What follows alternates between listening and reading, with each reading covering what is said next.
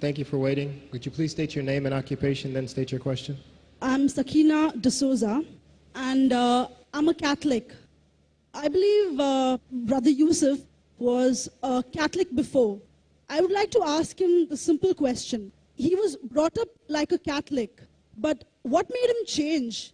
Doesn't he believe that the Messiah is true, or did he ever feel that the religion, Catholic religion, has not brought up any Messiah and the Bible is false? I would like to just know what that means, because he said he was a Catholic before and now he has become a Muslim.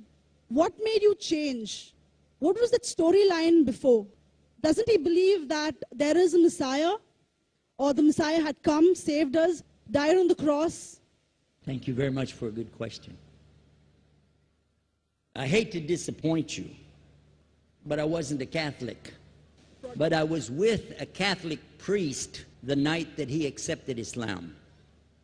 And I asked him these questions you asked me.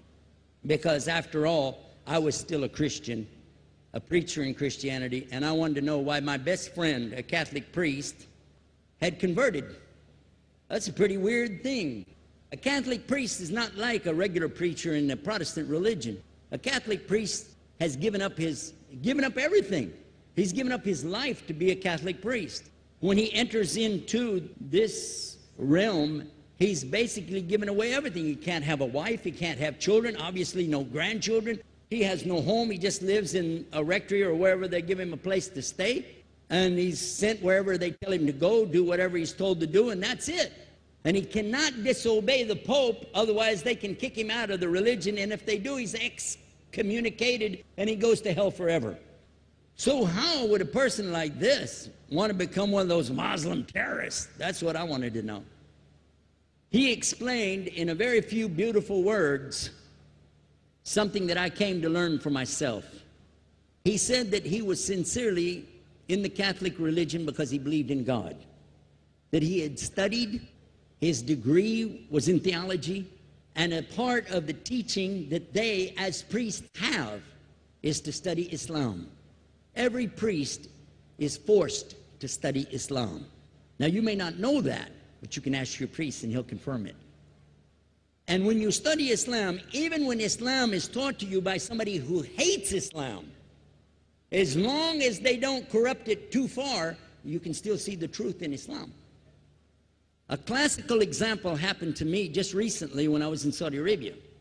A friend of mine, very old copy of one of the first Qurans ever translated to English by George Sale.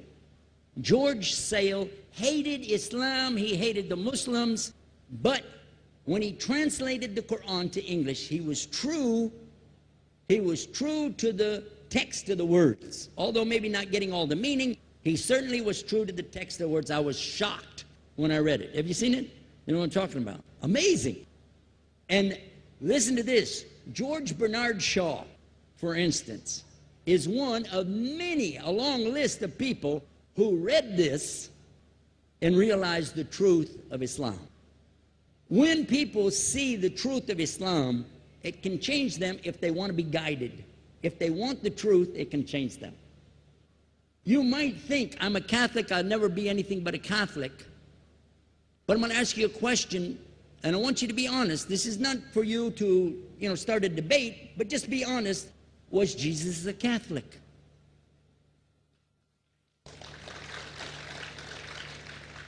And it's not open to debate, so there's no point in opening that up because you know and I know he wasn't.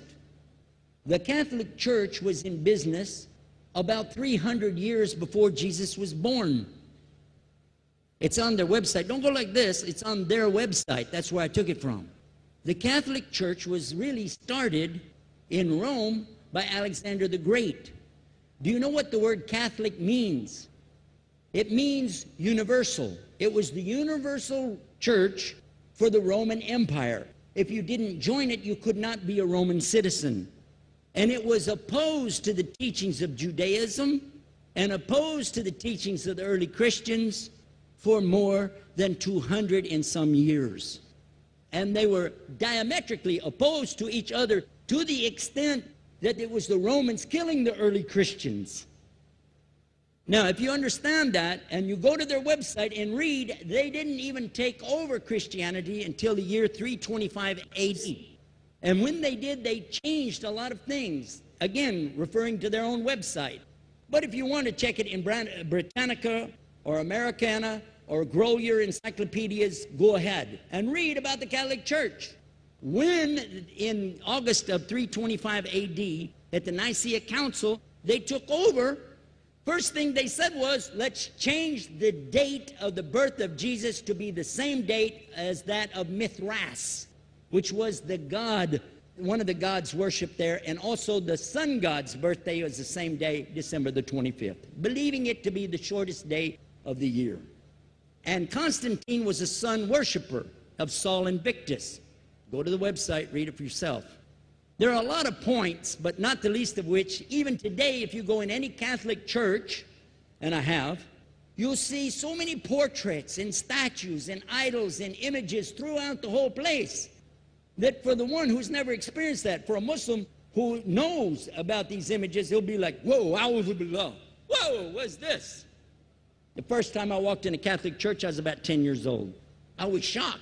I was shocked at the idols and statues everywhere because in the Protestant religion, we were brought up to believe that the second commandment was just as important as the first commandment. The first commandment in the Bible, in Exodus, is the same as the first commandment in the book of Deuteronomy.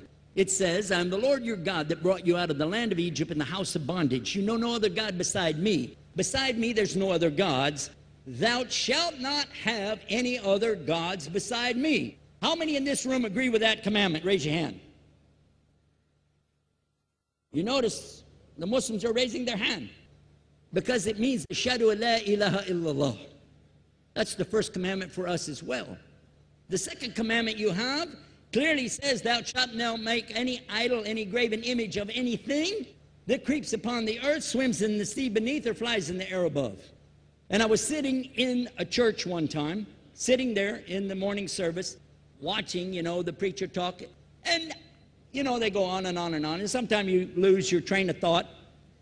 I was looking. Whoa! On the front of the podium, there was a fish. A fish.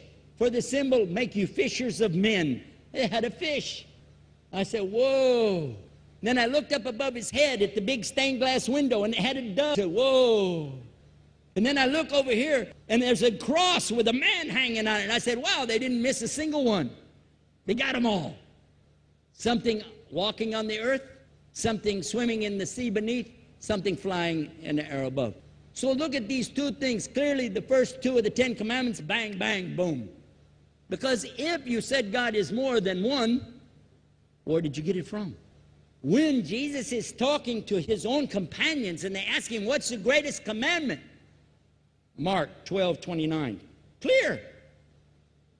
The greatest commandment is to know, O Israel, the Lord your God is one God.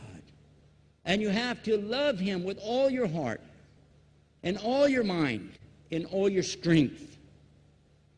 And this is no different from what Prophet Muhammad ﷺ was saying, the same thing to his people.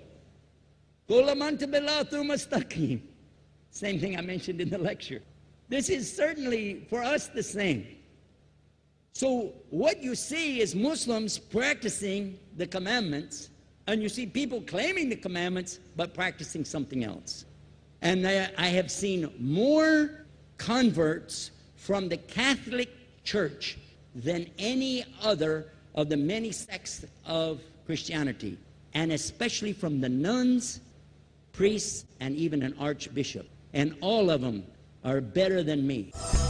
Those guys and women that I see do this, they still sacrifice their whole life to get the true message of Islam, not only to you, but to Muslims as well, because we all need to know about it. But thanks for a great question. Those guys and women that I see do this, they still sacrifice their whole life to get the true message of Islam, not only to you, but to Muslims as well, because we all need to know about it. But thanks for a great question. بسم الله الرحمن الرحيم بسم الله أزير هروف أزير هراي قل يا أيها الكافرون بلهم أو أنتم كحتي لا أعبد ما تعبدون نتنسهم تملخوا تعود أملاخيكم كن ولا